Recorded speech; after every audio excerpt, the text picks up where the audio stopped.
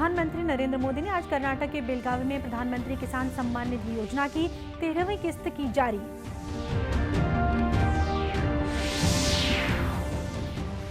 प्रधानमंत्री ने वेबिनार के जरिए दिया वीडियो संदेश, बजट का लाभ अंतिम व्यक्ति तक पहुंचाने पर दिया जोर।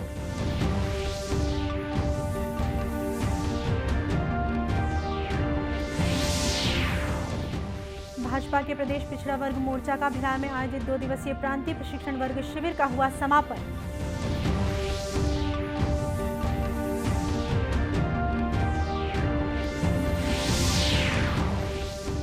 और राष्ट्रीय गोकुल मिशन के तहत दुर्ग जिले में पशु नस्ल सुधार कर उन्नत नस्ल हो रहे तैयार।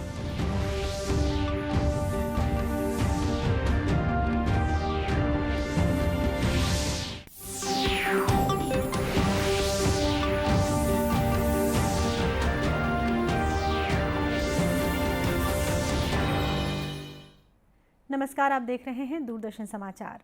मैं हूं शीतला शुक्ला। अब समाचार विस्तार से।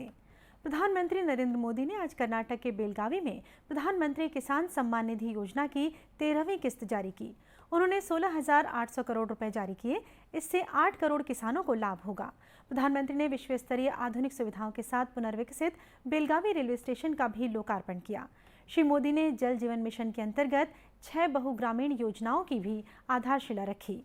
इन पर 1,585 करोड़ रुपए की लागत आएगी और 315 गांवों के 8,80,000 लोगों को लाभ होगा।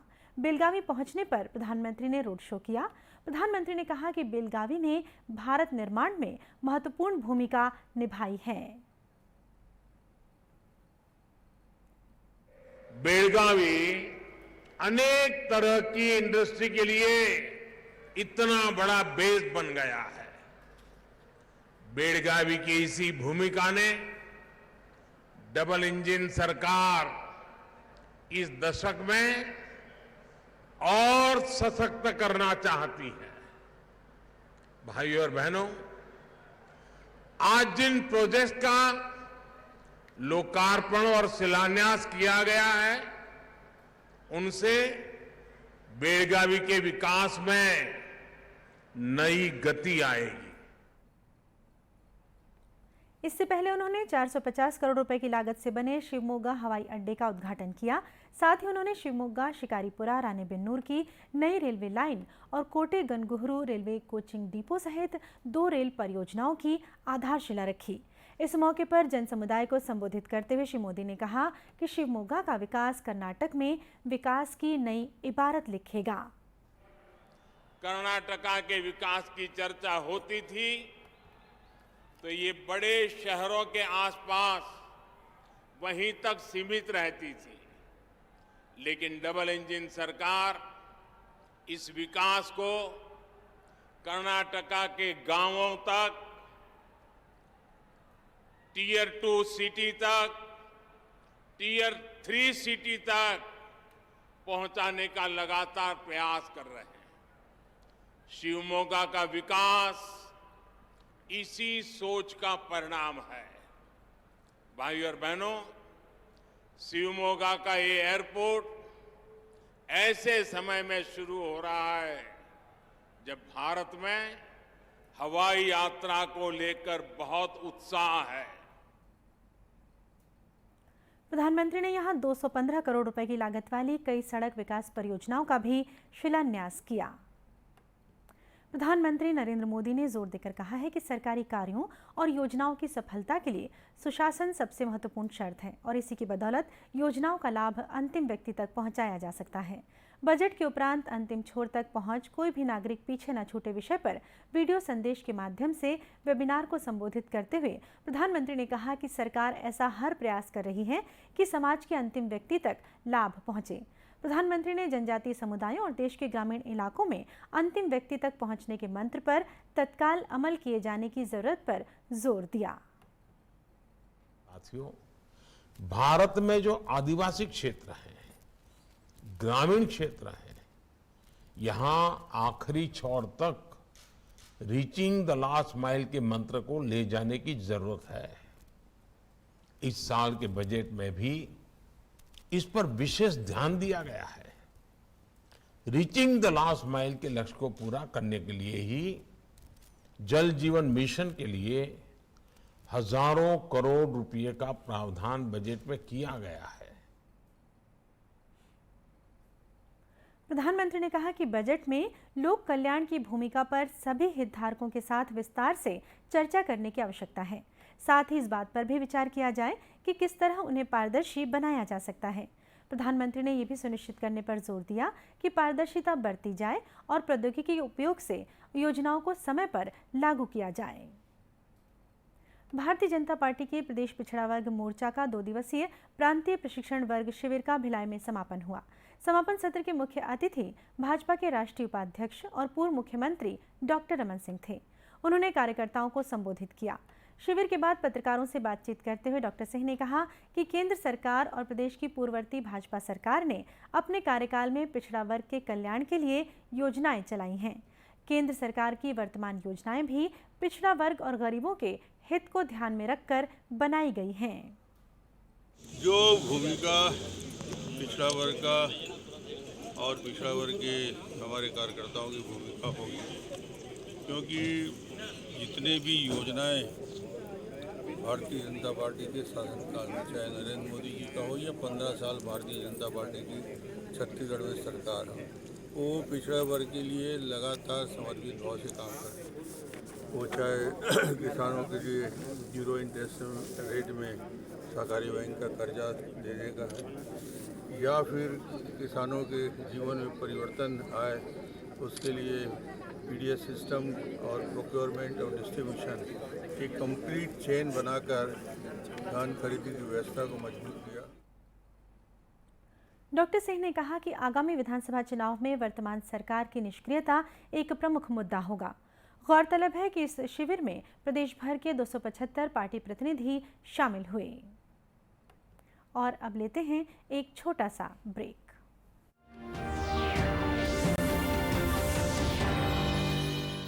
ये विशाल है ना, इसका सब प्रॉपर चलता है। कल उसके बैंक अकाउंट में 15,000 रुपए का फ्रॉड हुआ है, पता है? इसको तो कोई टेंशन ही नहीं होती है, देखना। टेंशन क्यों? मेरी कोई गलती ही नहीं थी। फिर भी फ्रॉड होने पर मैंने तुरंत बैंक को इन्फॉर्म कर दिया। आरबीआई कहता है अगर आपके अकाउंट से किसी ने धोखे से पैसे निकाले हैं तो बैंक को जल्द से जल्द इन्फॉर्म कीजिए। 3 दिन के अंदर इन्फॉर्म किया तो कोई नुकसान नहीं होगा। जितना लेट करोगे उतना ज्यादा नुकसान। और सुन, सब चलता नहीं है, प्रॉपर चलाना पड़ता है। आरबीआई कहता है जानकार बनिए, सतर्क रहिए। क्या शर्मा रहा है? दांत खाज खुजली है, सबको होती है। जालिम लोशन मुझे दादी ने दिया और बोली जालिम रोगों पर पड़े भारी। जालिम लोशन है पुराना खिलाड़ी, जो पुराना वही बेहतर है। जालिम lotion, fastest, trusted, tested, TDO से। जालिम लोशन। अरे वाह, लेजेंड की बैट, इससे तो मैं खेलूंगा। Future batting legend bat. इसमें जिसका नाम लिखा है बैट उसी को मिलेगी। अरे यार, देखा, अगर इस पे मेरा नाम नहीं लिखा होता तो कितनी दिक्कत हो जाती। इसलिए आरबीआई कहता है बैंक अकाउंट हो या बैंक लॉकर, उसमें नॉमिनी का नाम जरूर दर्ज करें ताकि आपकी जमा पूंजी उसी को मिले जिसे आपने नामित किया है। आरबीआई कहता है जानकार बनिए, सतर्क रहिए। क्या शर्मा रहा है? दांत खाज खुजली है, सबको होती है। जालिम लोशन मुझे दादी ने दिया और बोली जालिम रोगों पर पड़े भारी। जालिम लोशन है पुराना खिलाड़ी, जो पुराना वही बेहतर है। जालिम lotion, fastest, trusted, tested, TDO से। जालिम लोशन।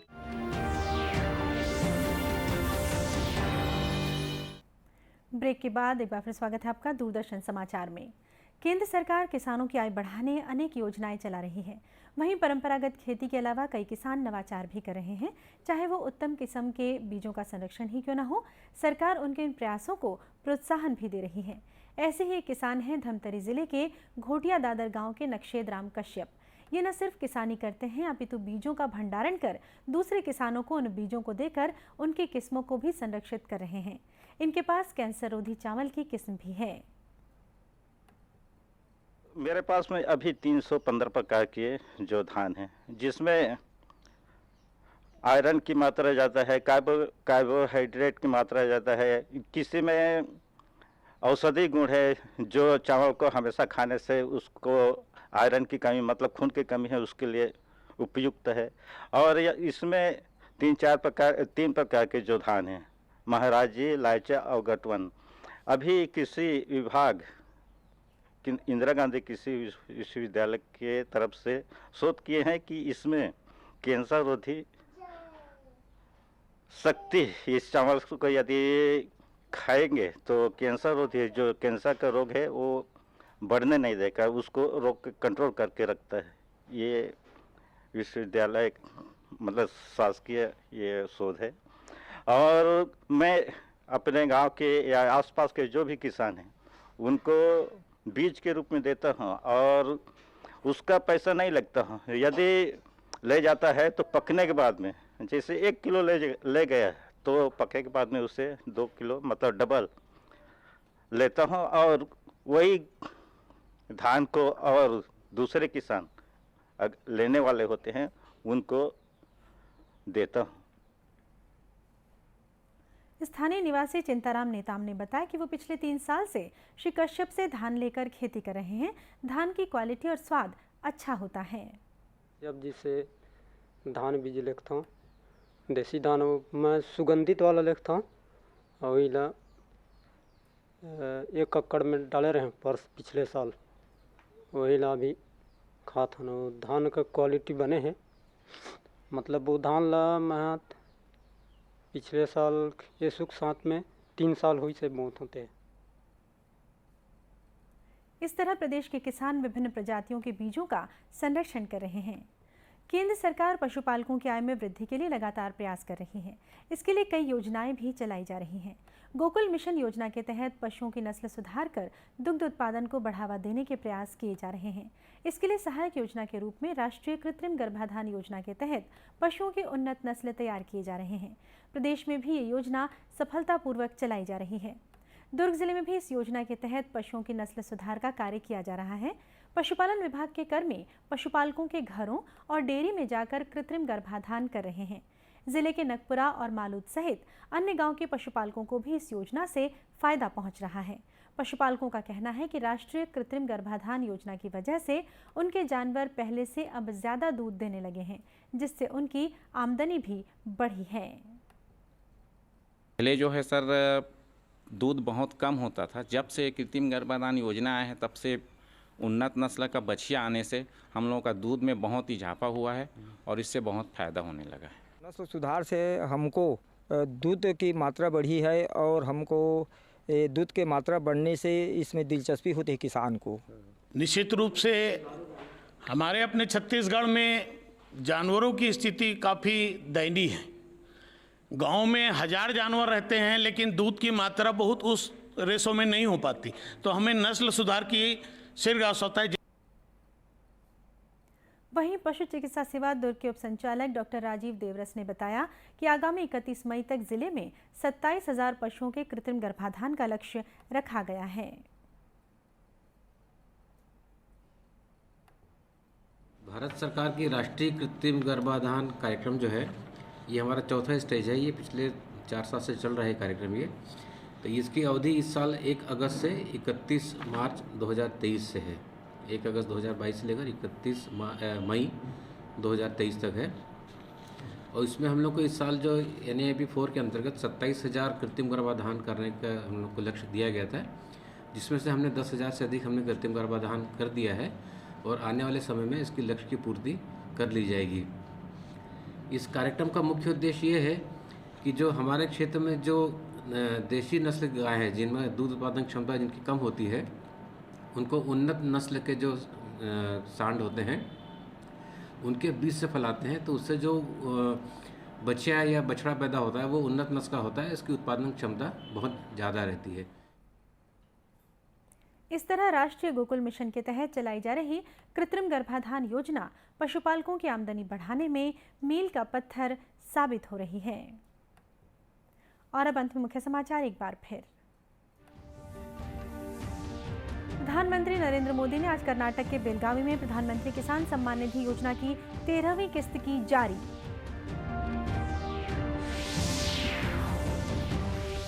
प्रधानमंत्री ने वेबिनार के जरिए दिया वीडियो संदेश, बजट का लाभ अंतिम व्यक्ति तक पहुंचाने पर दिया जोर।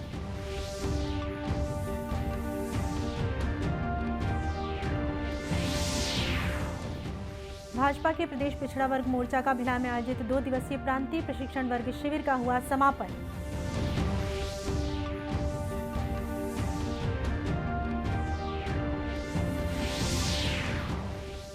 और राष्ट्रीय गोकुल मिशन के तहत कृत्रिम गर्भाधान योजना के जरिए दुर्ग जिले में पशु नस्ल सुधार कर दुग्ध उत्पादन बढ़ाने उन्नत नस्ल हो रहे तैयार।